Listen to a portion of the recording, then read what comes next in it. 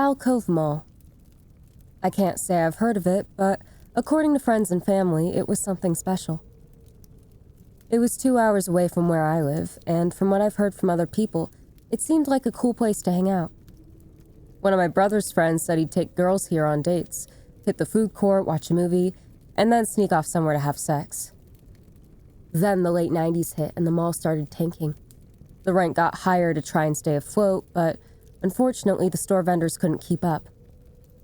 One by one, the stores closed. It was like an organ failure. The final nail in the coffin was the movie theater, which was independently owned and was the only theater for miles. Then it was announced that a Regal cinema would be opening soon. 14 screens, IMAX included. After that, game over.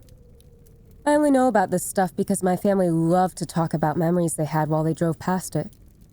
My older brothers would talk about the girls they met, movies they saw, the arcade, and so forth. Dad talked about how good the food court was, and he kept going on about how he wished he had caved in and bought one of those massage chairs they always had on display. Mom, she always said she loved reading by the indoor fountains, listening to the water ripple and splash. I thought it'd be demolished by someone by now, but it just stands there on the side of the road, like some sort of commercialistic monolith to 80s Americana. I was in college, cash was drying up, and Christmas was getting close. After being laid off from Walmart, my savings started to dwindle quickly. Between tuition fees and everyday expenses, I was trying to manage without going broke. I eventually moved back in with Mom and Dad while I was searching for a job. I'd refresh Indeed, LinkedIn, Glassdoor, the works. All the jobs were the same. Fast food, car sales, and janitorial positions. I was about to bite the bullet and apply to be a janitor when I refreshed the page one more time and saw a new listing. Night monitor for Alcove Mall. Full-time, Monday through Friday. 6 p.m. to 5 a.m. $100 an hour. Description. Night monitors are to survey the premises and keep the mall safe and secure. Monitors must be willing to stay awake throughout the night to ensure that this historic establishment is safe from vandals and will remain adequate until its eventual sale. I instantly applied. $1,100 a night? Ain't no way. I'm not skipping out on this. Something I didn't expect was to get a response. I surely thought they'd hire a former cop, bodyguard, or whatever other tough guy they'd have fill in the position. But to my surprise, I got a call. I answered. Hello? Are you the one who applied for the night watchman position at Alcove Mall? Yes. The name is Mick. I saw the application you sent in, and after careful consideration, I think I'm gonna hire you. My jaw hung open, and I was at a loss for words. I was just glad that I had a source of income for the first time in months. I understand you know what your duties are, correct? Yes, sir. Do you have a ballpark for when I'll be able to start? Monday, if that's okay with you. Yeah, man, cool. Do I need to go through any training videos or dress in a uniform? You wear the clothes on your back along with an orange vest. I'll mail it to you along with a set of keys to the place. Out of curiosity, I asked, do I get a gun? The voice laughed. Good Lord, you ain't a cop. You just watch the place. However, I would advise you to bring something with you. Baseball bat, mace, taser, anything like that. We get our fair share of squatters and most are harmless, but you don't want to be empty-handed on the chance one of them ain't. But these little run-ins don't happen that often, though. I'd pack something to read or listen to. Boredom is your worst enemy for a job like this. Right. Is there anything else I should know? Mick was silent for a second, and he cleared his throat. Well, my last night watchman quit because he said he saw ghosts or some shit. So it's haunted? Allegedly. But I guarantee you it was just some of the squatters. That or some kids playing a prank. You're not skittish about that stuff, are you? No, I'm good. I don't really believe in ghosts. Thank God.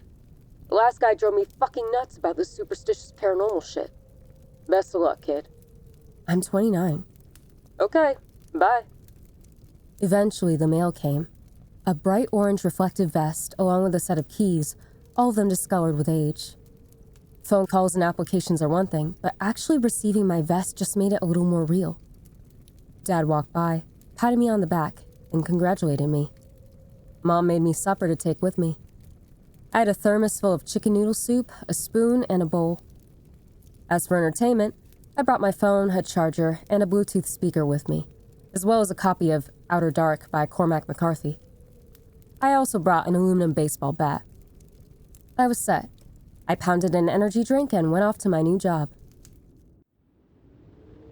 I knew it wouldn't be a looker, but the damn place was rough looking. The exterior was covered in moss, rain stains, and cracks. The entrance had faded signage and melt-colored glass. I looked towards the keys in my pocket and fiddled for the right one to unlock the front entrance. Once inside, it was darker than I expected. Usually malls have skylights, but I found my answer when I looked up to find that the skylights were darkened by leaves and rainwater. There were only scant little dots of light that pierced through. The floor almost looked like it was decorated in stars. The interior, remarkably, was unscathed by the outdoors. Now, it wasn't perfect, not by any stretch of the imagination. The air was musty, dust coated everything, and I was most certainly convinced there were rats in here scurrying about and digging around. The size of this place was immense, although it was only a single story. The vast amount of open space gave it an almost temple-like appearance. It felt like I was walking on hallowed ground. And, in a way, I was. This used to be people's whole world back in the day. I walked around admiring old stores that I'd not seen in the better part of a decade. Some I'd never even heard of at all. But it was interesting. The whole place was frozen in time. It was kind of tragic, really. This place used to be full of people. Now it's a husk. I got a phone call. The sound was so loud that I nearly jumped out of my skin. I reached for it and saw it was Mick. "You there, kid?" "Yeah, I'm here." "Have you found where your station is?" "I just walked in 10 minutes ago, and this place is pretty damn big, so... no." "Well, it's set up in the food court. We put up a site cabin in the food court. It's dead center in the mall. You can't miss it. If you're lost, follow the mall maps." "Thanks again. Hey, just curious, why the food court?" Well, we had a security room, equipped with cameras and everything. Then we got black mold, moisture tore up the cameras, and... listen, it just went to shit, okay?" "Sorry, didn't mean to pry." You're fine, kid. Just find your post and settle in." "Thanks, Mick." "No problem." I walked down the mall corridors, noticing the glimmers of light from the obscured skylights were starting to change color. And more importantly, they were starting to dim. I whipped out my flashlight and turned it on. The harsh, pale light illuminated the floors and walls brilliantly. I definitely got my money's worth when I bought it on sale. The damn thing was like a mini sun. I followed the corridor until I came to a large opening. A busted-up plastic sign above the entrance read, "Food Court." In the center was exactly what Mick said would be there. A site cabin. Dark green windows and a generator next to it to give it power. I flicked it on, and the lights within the cabin blasted through the windows and onto the floor of the court. All around me was a massive array of overturned tables, chairs, trash, and cracked tiled floors. It was just peachy. I entered the cabin and found it strangely welcoming.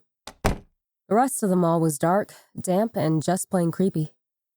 This was a small room with comforting warm lights, and enough room to kick back and relax. The first few hours were extremely boring. I made my rounds, took notes on any suspicious activity or any signs of forced entry. I came across some graffiti of a pig in a cop uniform, a graveyard with cartoon ghosts, and lastly, a shittily drawn swastika that someone X'd out with red paint. I returned to the site cabin and looked at my phone for the time. 9:59 p.m. Jesus Christ. I decided to take a seat and read some chapters of Outer Dark. I was listening to Bruce Springsteen over the Bluetooth speaker, and that's when I heard a very loud, invisible scream from the dark. I fell backwards from my chair and landed on the floor with a thud. I could hear the reverberations of the scream still echoing in the mall's emptiness. I got myself up, reached for my bat, and ran into the mall. I clicked on the flashlight, waving it around me to see if I could spot anything. "Hey, show yourself!" I got no reply. So I went around looking through every corner of the mall. My first thought was that some little fucker thought it'd be funny to scare the new night watch guy. Another thought I had was that someone broke in and got scared by a rat, or worse, hurt. Yet I spent an entire hour looking the mall up and down. The stores, the food court, the theater, everywhere. No one. Not a sign of a person. I didn't let my mind wander to the paranormal. If anything, I was pissed someone's screams scared the shit out of me, and dipped. The rest of the night was thankfully uneventful. I made it halfway through the book when Mick called. Hello? How you holding up? You only have 2 hours to go. Fine. Some jackass came into the store and screamed. Scared the shit out of me. Yeah, probably some teens. They get their jollies on seeing workers scared. Why are you up so late? Why not? I didn't respond to it and just changed the subject. Everything is good besides that. There's some graffiti near the K&B Toys, the Spencers, and the, Hot Topic. Noted. I'll have some guys clean it up during the day. You're doing great, kid. You're doing great.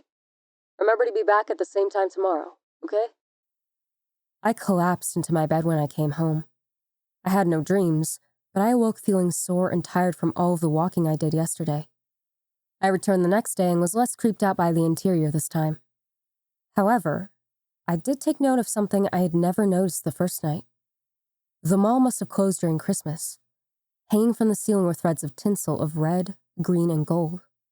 There were dilapidated trees decorated in bowls that were sometimes whole and sometimes broken. And when I walked past the stores, I noticed that they were themed for Christmas. Then I walked past.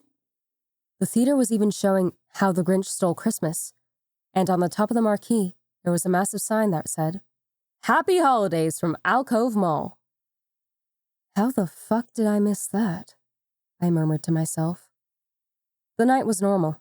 I finished my book and started another. This time I chose to read The Ninth Configuration. Unlike the last book, I finished this one in one sitting, and I was left just listening to music the rest of the night. It was boring, but I could handle boring if it meant getting paid. The next day, something new happened. I found 6 teens smoking weed near the fountain where my mom used to read. There was a nativity scene with a plastic Jesus, Mary, and Joseph.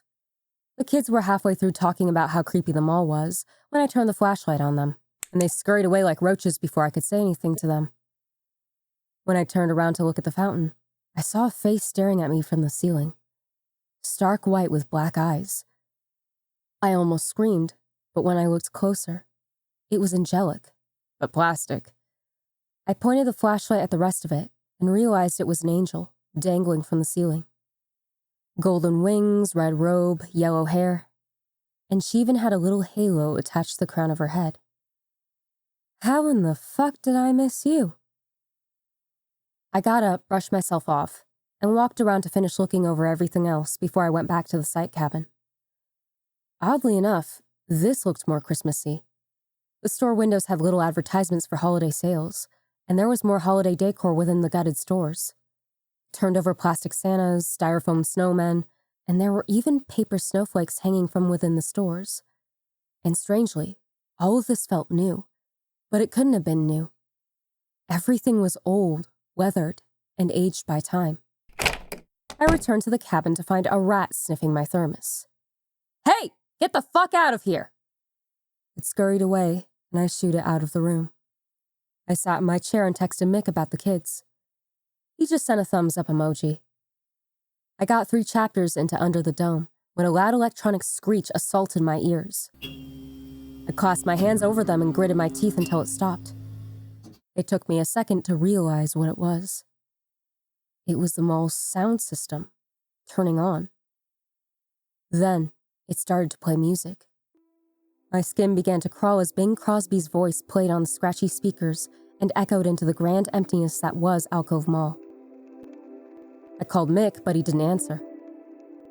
The song continued, so I grabbed my bat and headed to the control room. I don't give a shit about the mold. Somebody was fucking with me. I ran down to where the control room was, busted open the door to find nothing.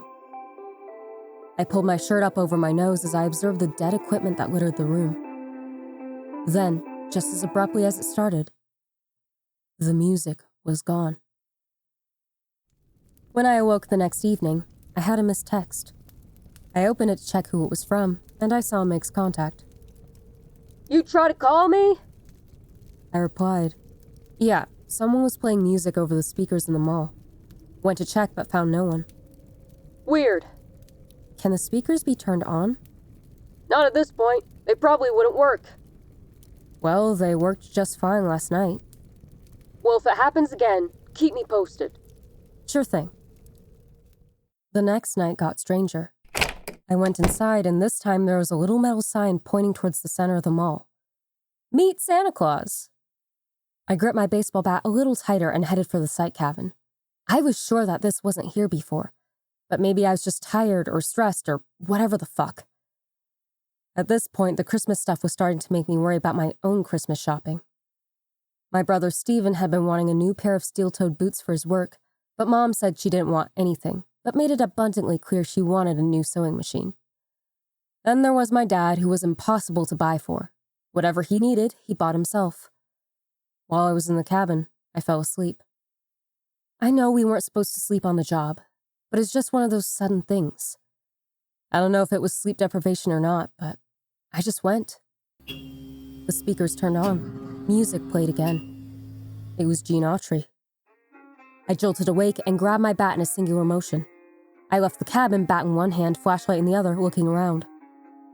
I walked on, looking around the old Christmas decorations, waiting to see somebody with a speaker, CD player, record player, whatever the fuck could have been playing music this loud.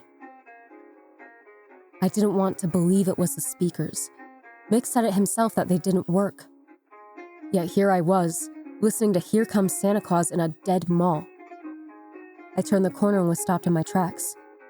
There, by the fountain, was a setup to meet Santa Claus. There was dampened fake snow, decrepit fake trees, and a red throne.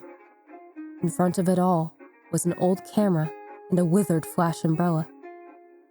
This wasn't here before. This time I was sure of it. Yet, all of it was old, like it had been here since it closed. But I know I'm not crazy, right?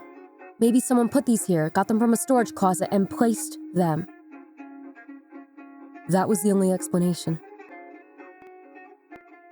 Then, in the distance behind the Meet Santa, barely visible to my light within the dark, was something that made my skin break out in gooseflesh. I had to have been hallucinating, but I could have sworn I saw a man dressed up in a Santa outfit. The jolly red suit was filthy, and the fake beard was dangling from a face that I couldn't see. I shouted, "Hey!" The figure did not move. The song began to skip, repeating the same phrase over and over. It began to run at me, fast. The boots were clopping onto the floor like horse hooves on cobblestone streets. I wish I could have told you that I was heroic and stood my ground. I dropped my bat and ran as fast as I could back to the site cabin.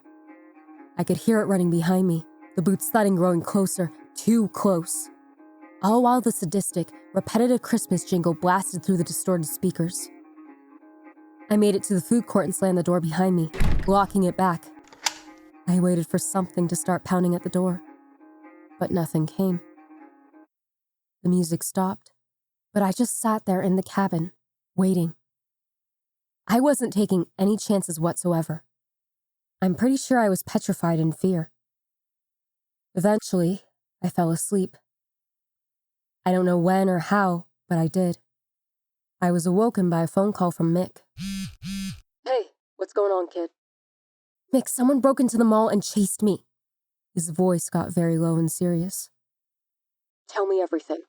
I'll call the police if I have to."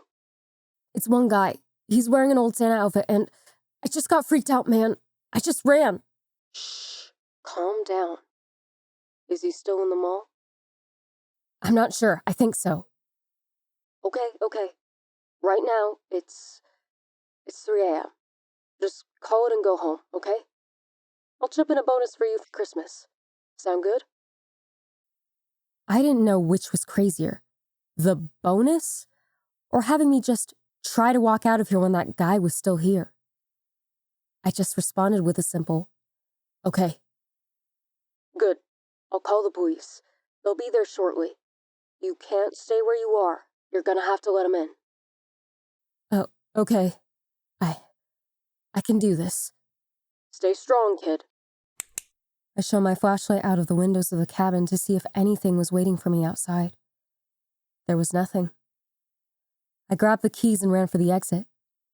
The moment I left the cabin, the music started up again, the scratchy speakers blaring a new song. I was running past the fountain and looked at the nativity scene near it. Everything was where it was, except that the angel that was suspended above them. It was gone. I felt fear jolt through my body like lightning, and I continued to run. The song began to skip. Within the dead stores, I saw dull Christmas lights start to illuminate the path before me, and that's when I heard great swooshes from behind me.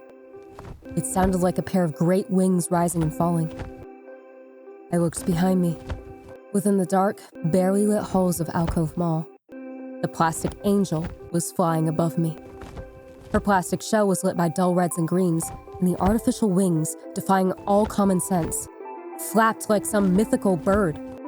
The door was so close, I had to make it. My legs were aching, but I pushed through the pain until I reached the door. I scrambled for the keys. The sound of the wings grew closer, and the music loudly taunted me with a repeated phrase over and over. I found the right key and sprinted into the night air. I was gasping when I exited the mall, sucking down all of the freezing cold air. Sirens were wailing in the distance, and I felt a relief that I had not felt before or since. I pointed towards the mall and told them everything. I sounded hysterical, and I was, to be honest. Who wouldn't be after experiencing what I did? Mick showed up shortly after, and to make sure I was okay.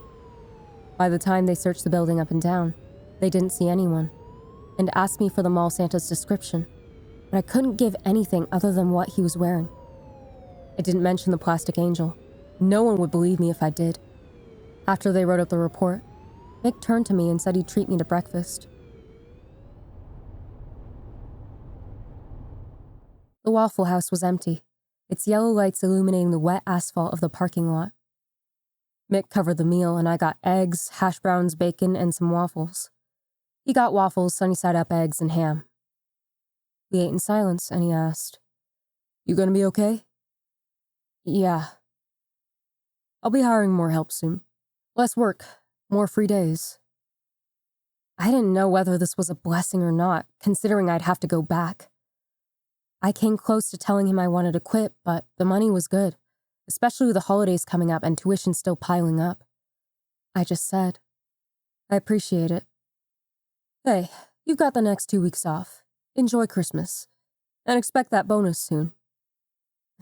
Funny. I kinda don't want to think about Christmas anymore. Aw, how come? Because of all the Christmas shit in the mall. The decorations, the ads, the music. What are you talking about? You're joking. The whole place was full of decorations. Kid, we stripped that mall of everything years ago.